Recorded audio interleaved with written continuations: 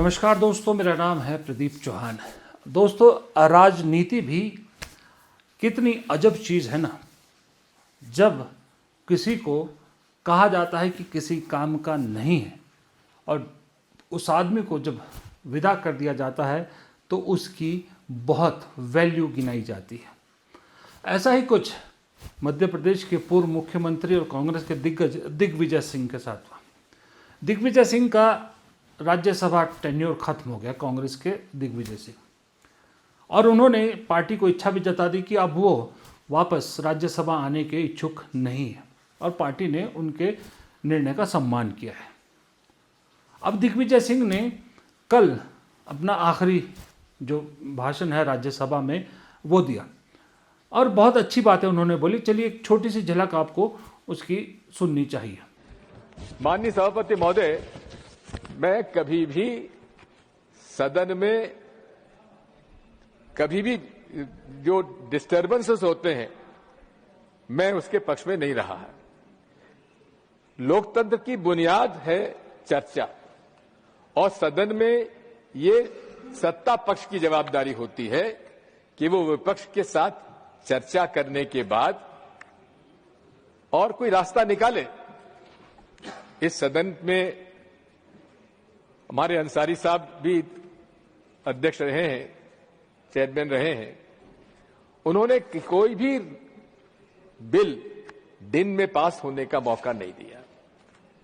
रास्ता निकलता है और निकलना चाहिए। यही बुनियाद है लोकतंत्र की, जिसमें आज हमें कमी देखने को मिलती है। मैं आपसे इतना अनुरोध करना चाहता हूं कि आज इस देश में जिस प्रकार से सांप्रदायिक कटुता बढ़ती जा रही है, मनमुटाव बढ़ता जा रहा है, ये देश के लिए उचित नहीं है, न हमारे संस्कार और संस्कृति के प्रति उचित है और न लोकतंत्र के लिए उचित है, न भारतीय संविधान के लिए उचित है। मैं आज आपसे इतना ही अनुरोध करूंगा कि मैंने अपने राजनीतिक जीवन में अपना रास्ता खुद तय किया है और ये मैं आभारी हूं आज कांग्रेस पार्टी का, जिन्होंने मुझे हर सदन में आने का मौका दिया। और मैं आज इस अवसर पर आपसे इतना अनुरोध करना चाहता हूं कि अटल जी की वो बात मुझे याद आती है कि मैं ना टायर्ड हूं न रिटायर्ड हूं, आगे चलकर हम और काम करेंगे। लेकिन आज इस समय मैं उन सभी माननीय सदस्यों के प्रति आभार व्यक्त करता हूं जिन लोगों ने मेरे लिए अच्छे शब्दों का प्रयोग किया और मैं विश्वास दिलाता हूं कि मैं अपने राजनीतिक जीवन में, जैसा कबीर कह गए थे, कबीरा खरा बाजार में सबकी मांगे खैर, ना काहू से दोस्ती ना काहू से बैर। धन्यवाद। अब जब तक ये दिग्विजय सिंह कांग्रेस में राज्यसभा के सदस्य थे तो ज्यादातर लोग इन्हें फूका हुआ कारतूस कहते थे, कांग्रेस पर बोझ है, कांग्रेस को ऐसे नेता नहीं चाहिए, नए नेता चाहिए, ये सब कहते थे। और शायद मैंने भी कुछ बार कहा है, इसमें कोई मैं शर्म महसूस नहीं कर रहा ये मानने में कि मैंने भी कहा है। लेकिन अब जब वो राज्यसभा से विदा हो रहे हैं तो अब असल में दिग्विजय सिंह की बहुत सी क्वालिटीज लोग गिनवा रहे हैं। मुझे भी ऐसा लगता है कि दिग्विजय सिंह में, और मुझे नहीं मालूम कि और कुछ था या नहीं था, लेकिन एक क्वालिटी थी जो उन्हें कांग्रेस में औरों से अलग बनाती थी, है मतलब इनफैक्ट क्वालिटी वो अब सदन में नहीं सुनाई देगी शायद। वो क्वालिटी ये है कि संघ को जितने अच्छी तरह से कांग्रेस के अंदर दिग्विजय सिंह समझते थे, उससे ज्यादा आरएसएस को कोई नहीं समझ सकता। आरएसएस के बारे में वो जानकारी दिग्विजय सिंह ने हमेशा निकाल के पब्लिक के सामने रखी है, जिसको देखकर खुद आरएसएस भी हैरान हुआ है। आरएसएस कैसे सोचती है, आरएसएस कैसे काम करती है, ये सबसे बेहतरीन दिग्विजय सिंह समझते हैं समूचे विपक्ष में, कांग्रेस ही नहीं समूचे विपक्ष में। आपको याद होगा जब मालेगांव ब्लास्ट हो या और ऐसे मामले हो या वो भगवा आतंक वाला शब्द हो, तब दिग्विजय सिंह ने कैसे कैसी तस्वीरें और क्या क्या चीजें निकालकर संघ की पब्लिक के सामने रखी थी। जब से 2014 से बीजेपी सत्ता में आई है तब से संघ ने दिग्विजय सिंह पे नकेल डालने की बहुत कोशिश की, लेकिन दिग्विजय सिंह उनके हाथ नहीं आए। याद कीजिए, दिग्विजय सिंह ने कुछ दिन पहले, अगर आपने नहीं देखा होगा, किसी एक चैनल को इंटरव्यू में कहा भी था कि जब वो राजनीति में आना चाहते थे तो बीजेपी के लोग उनके पास आए थे, उन्हें गोलवलकर, सावरकर, इन सब का मटेरियल पढ़ने के लिए दिया था कि इन्हें पढ़िए आप और इनकी विचारधारा को समझिए, हमें ज्वाइन कीजिए। लेकिन उनका कहना था जब उन्हें नेहरू, गांधी और कांग्रेस के दूसरे नेताओं को पढ़ने का मौका मिला तो उन्हें समझ में आया कि देश का असली फेदर तो ये विचारधारा है, वो तो बांटने वाली विचारधारा। तब से उन्होंने आरएसएस को समझना, पढ़ना, उसकी जानकारी हासिल करना जारी रखा, बदस्तूर जारी रखा। ये क्वालिटी दिग्विजय सिंह को कांग्रेस में अन्य नेताओं से अलग बनाती है। इसलिए मुझे लगता है कि ये चीज़ ज़रूर दिग्विजय सिंह की खलेगी। हालांकि बाहर भी वो जाहिर सी बात है कि अपनी राय तो कांग्रेस को देंगे, लेकिन सदन के अंदर जो मजबूती के साथ रखने की बात है संघ के बारे में, वो अब कांग्रेस का कोई और नेता दिखता नहीं है कि जो संघ को इतनी अच्छी तरह से पढ़ता हो, इतनी अच्छी तरह से समझता हो। दूसरा, शायद दिग्विजय सिंह इसलिए भी अब आउटडेटेड लगने लगे थे कि अब राजनीति बदल गई है। 2014 से पहले की राजनीति कुछ और थी कि सदन के अंदर एक दूसरे की आप एक तो इज्जत करते थे, आप सवाल भी उठाते थे, मर्यादा में रहकर उठाते थे। वो कौन भूल सकता है वो शायराना अंदाज जब सुषमा स्वराज ने एक शेर के जरिए अपनी बात रखी थी और प्रधानमंत्री मनमोहन सिंह ने, तब के प्रधानमंत्री मनमोहन सिंह ने जवाब में भी एक शेर पढ़ा था। वो सदन का माहौल हुआ करता था। सदन के अंदर तीखे सवाल, लेकिन सदन के बाहर कोई निजी बैर नहीं था किसी का। लेकिन 2014 के बाद ये राजनीति कंप्लीटली बदल गई है।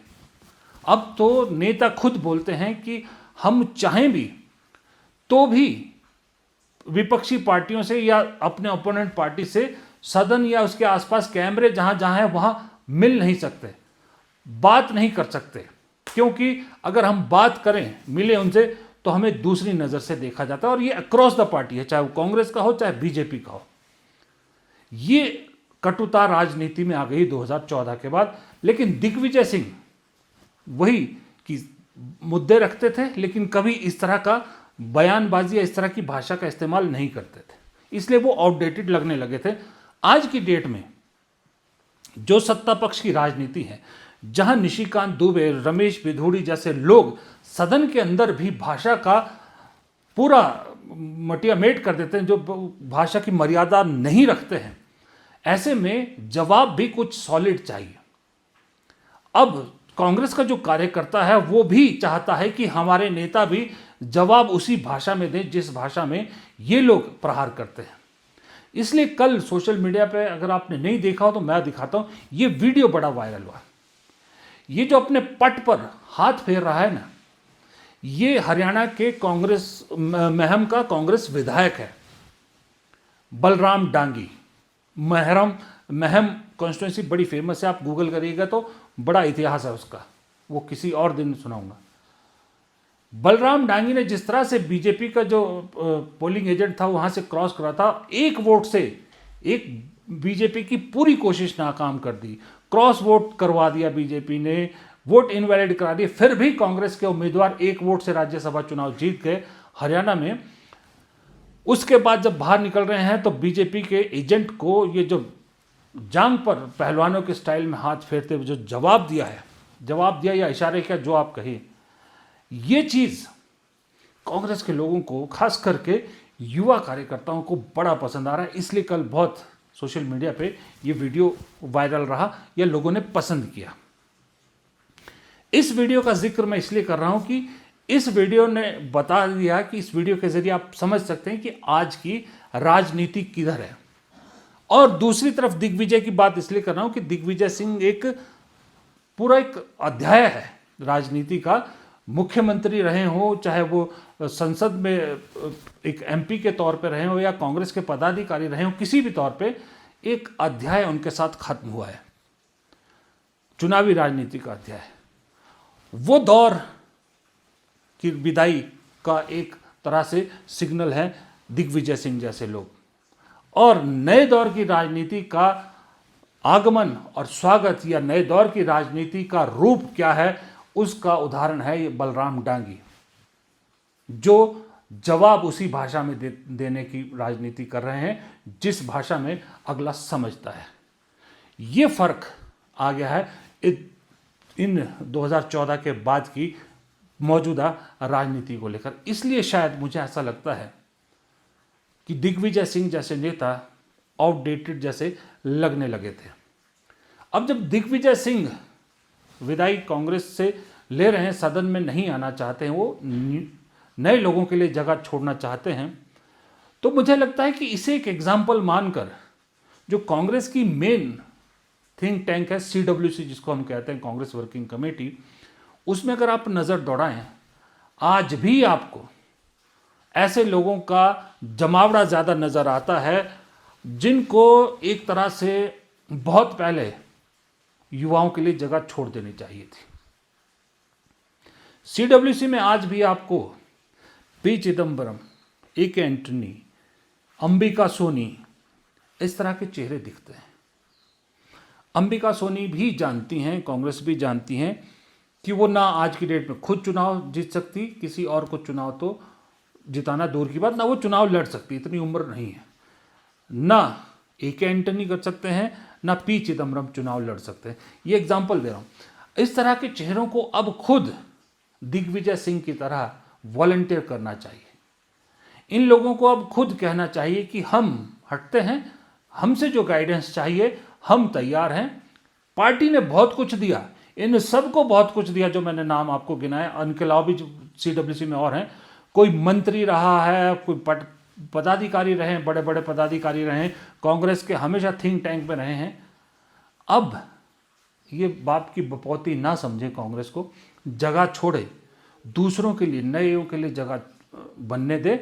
और जो आपने सीखा है कांग्रेस से, जो गेन किया है, जितना आपका एक्सपीरियंस है, उसे आप गाइडेंस के तौर पर आगे बढ़ाइए। बीजेपी ने एक बनाया था मार्गदर्शक मंडल, हालांकि वो तो नाम का था लोगों को घर बिठाने के लिए, लेकिन मुझे लगता है सचमुच में कांग्रेस को मार्गदर्शक मंडल की ज़रूरत है। कांग्रेस में एक मार्गदर्शक मंडल होना चाहिए। और मैं ये नहीं कह रहा कि बीजेपी जैसा मार्गदर्शक मंडल हो कि जिनकी कोई वैल्यू नहीं, एक ऐसा मार्गदर्शक मंडल हो जिससे सच में गाइडेंस की ज़रूरत हो। जब आपको फाइनेंस से रिलेटेड कुछ जानकारी चाहिए या कुछ पार्टी को मदद चाहिए तो पी चिदम्बरम हो। जब आपको संघ जैसे जो संगठन है उनको समझने की ज़रूरत हो तो दिग्विजय सिंह उसमें अवेलेबल हो। जब आपको ज़मीनी राजनीति कैसे की जाए, संगठन कैसे खड़ा किया जाए, संगठन को कैसे मजबूत किया जाए, तब कोई और हो। महिलाओं को पार्टी में कैसे आगे बढ़ाया जाए, तब अंबिका सोनी जैसे चेहरों की राय ली जाए। एक सच का मार्गदर्शक मंडल की ज़रूरत कांग्रेस को सही में है, सही मायने का मार्गदर्शक मंडल। फिर कह रहा हूँ, वो बीजेपी टाइप वाला मार्गदर्शक मंडल नहीं। और ये जो मैंने बताया एक एग्जाम्पल कि इस तरह के जो CWC में चेहरे हैं, इन्हें दिग्विजय सिंह से सबक लेकर खुद उस मार्गदर्शक मंडल की तरफ चल पड़ना चाहिए। यही कांग्रेस के लिए समय की मांग है और यही कांग्रेस की सबसे बड़ी ज़रूरत भी है। फिलहाल इस वीडियो में इतना ही। प्रदीप चौहान को दीजिए इजाज़त। नमस्कार।